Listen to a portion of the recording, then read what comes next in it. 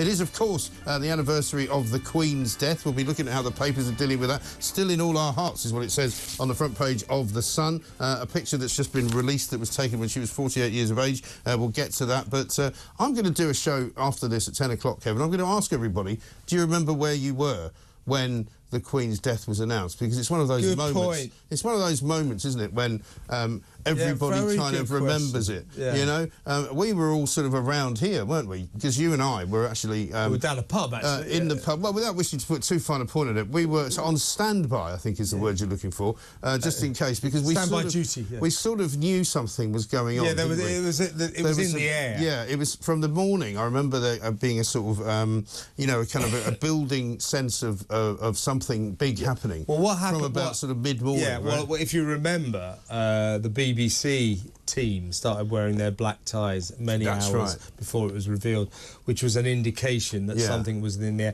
and everybody kind of knew that she may well have passed. And if you remember, I think it was Prime Minister's Question Time. Suddenly, notes were being passed. Yes, that's and right. You know, Starmer was looking at the suit, and they were all looking extremely Suddenly people concerned. started rushing out of the chamber, right? So we kind of knew. Yeah. So we were all on standby, and you know, we were professionally taking a little bit of light refreshment in the pub, and suddenly you plenty got of ice and water with it, obviously. Yes, of course. And after attentions, you got.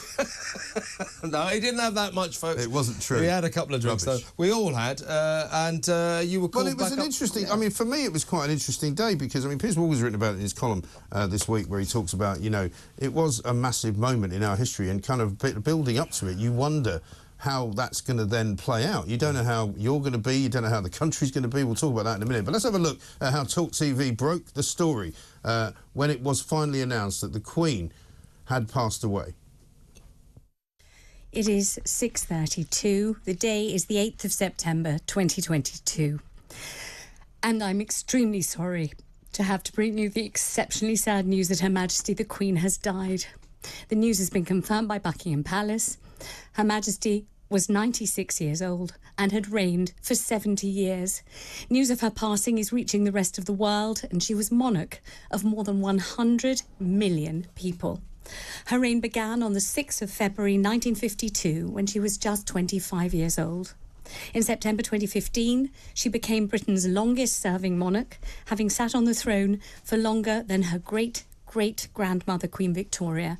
And in 2022, she became the first monarch in the country's history to have reigned for 70 years. What sad news. I'm joined in the studio by my colleague, Mike Graham. Gosh, it's overwhelming to have to break the news and to have to contemplate what that means for all of us, terrible. isn't it? I mean, I didn't think I'd feel like this, actually, but I do. It's very upsetting. She's you know, as I said, she's the mother that we've all had for such a long time. She's been a brilliant head of state. She's been everything that Britain is personified about. She's everything. She is Britain. And she really was Britain. And it was, I mean, it was a genuine moment of emotion, really, because it was quite you knew it was a significant event, you know, you just knew. And as it proved to be for the following sort of week of mourning, you were talking this morning about the incredible queue that people formed to just pay their respects to her as she lay in state in Westminster Hall. And I think it was a very big moment for the country. And a lot of people asking the question now, how's Charles doing as the king after a year? I think he's doing okay. But Britain isn't the same without the Queen, is it? Exactly right. That's a bit of spending much of breakfast reflecting on this. I don't think we've gone over the death of the Queen. And since she went, because she was this symbol of permanence, the rock around which this nation revolved, and that's permanence has gone. And Charles has done a diligent, dutiful job, and has done as well as could be expected. But no one could replace. But he's not the Queen. And we have, I think, as a nation, unravelled, and we have staggered from crisis to crisis to crisis. As I said earlier, who knew that 1 year after the death of the Queen, we discovered that half our schools are built out of aero bars and they're falling down. So all of this, something doesn't feel right in the state of Britain You right do now. wonder, actually, if the two things are connected, don't you? Because there is a sort of national psyche, and at the moment the national psyche is one where we appear to have lost our collective minds in one way or another. Yes, exactly. You know? Whereas, if you remember, when one of the things that she was so good at was making those little kind of corrections. Remember when she came out and made that speech about COVID, when, you know, she talked about seeing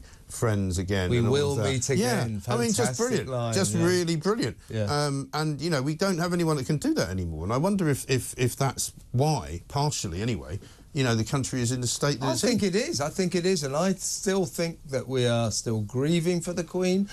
We still miss her terribly. And we've lost our rock. We've lost the symbol of permanence that kept this nation stable.